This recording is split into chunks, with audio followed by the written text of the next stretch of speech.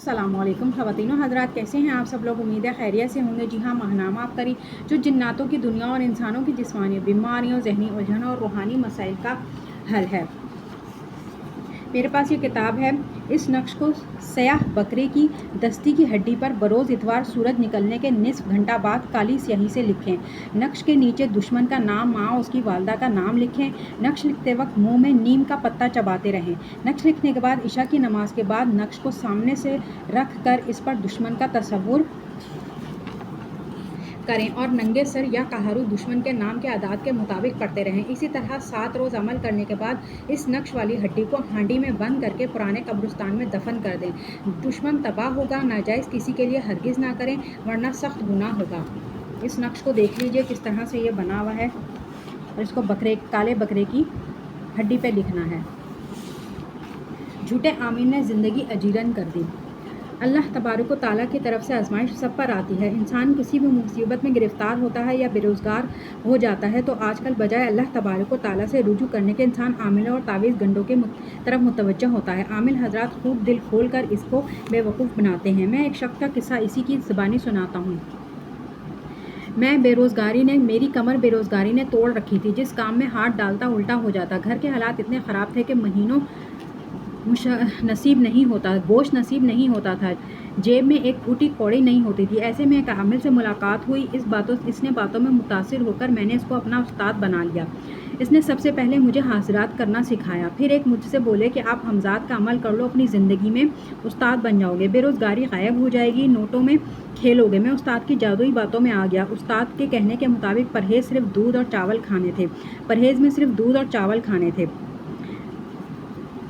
है चारपाई के ऊपर बैठकर अमल करना था और चारपाई के नीचे 4 तावीज़ रखने थे। बहरहाल मैंने बगैर सोचे समझे अमल शुरू कर दिया। ये अमल मैंने अपने घर के एक कमरे में शुरू किया। दूसरे दिन पढ़ते पढ़ते मैंने अपने दाएं तरफ देखा तो दिल धक से रह गया। एक पतली दुबली औरत नाक पर उंगली रखे मुझे घूर रही थी। फिर अचानक औरत गायब हो गई।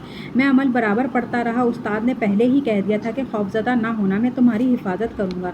बस इसी वजह से मेरा दिल मजबूत हो गया। चौथे दिन मेरी दीवार के साथ एक सितार लगा था जो कि खुद ब खुद बज रहा था। सामने की दीवार पर एक 2 फुट मोटा चेहरा नमूदार हुआ और फिर अचानक ही भयानक अंदाज में कहका लगाने लगा। फिर पूरे कमरे की छत ढोल की आवाज़ से ज़ोर ज़ोर से गूंजने लगी, मगर मैं खौफजदा नहीं हुआ। इससे अगले दिन मैं अपने उस्ताद के पास गया। उस्ताद मुझसे मिला और उठकर अपने घर के अंदर गया और वहाँ से खीर, शीरमार और जर्दा वगैरह ले आया। फिर बोला ले खा। मैंने कहा मेरा परहेज़ चल रहा है, मगर वो ना माना और बराबर ज़िद करने लगा। फिर बोला अबे भूखा मर जाएगा, खा ले, तेरे अमल को कोई नुकसान ना होगा। मगर मैं बराबर इनकार करता। मगर उस्ताद को नामालूम क्या ज़िद हो गई थी कि आंखें लाल पीली करके बोला कि उस्ताद का कहना नहीं मानेगा, परहेज़ तोड़ दे। आखिर मजबूर होकर मैंने परहेज़ तोड़ दिया।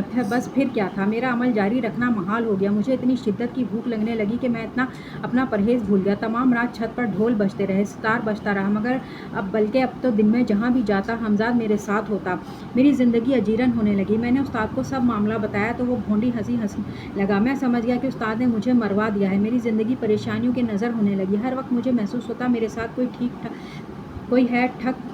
ठक बराबर जारी रहती। दीवार, अलमारी, किचन, बर्तन, यहाँ तक कि हर चीज़ आवाज़ आती थी। मैंने उस्ताद से कहा मेरी जान छुड़ाने की कोई तरकीब बताओ, मगर इस आमिल से भी कुछ ना हुआ। मैं रोज़ अल्लाह से दुआ करता कि अल्लाह इस बला से मेरा पीछा छुड़ा दे। इस तकलीफ़ और परेशानी में तकरीबन 4-5 साल गुजर गए। फिर एक दिन एक बुजुर्ग के मज़ार पर बैठा और दिल ही दिल में कह रहा था कि अल्लाह ये तेरे ही वली हैं, इनके वसीले से मेरी जान छुड़ा। मैं दिल ही दिल में आंखें बंद करके दुआ मांग रहा था। अचानक मुझ पर गफलत सी तारी हो गई। मैंने देखा कि एक बुजुर्ग ने मेरी तरफ अपना हाथ बढ़ाया और बोले हमने पकड़ लिया। ये कहकर इन्होंने मुट्ठी बंद कर ली। बस इसी दिन से छत, दीवारें बल्कि हर चीज़ बजना बंद हो गई और मैं पुरसुकून हो गया। इसके बाद मैंने अम्बिया से तौबा कर लिया। अल्लाह इन बुजुर्ग की कब्र पर अपनी रहमत नाजिल फरमाए। तो ख़वातीनो हज़रात, आज के लिए इतना ही। मिलते हैं अगली वीडियो के लिए।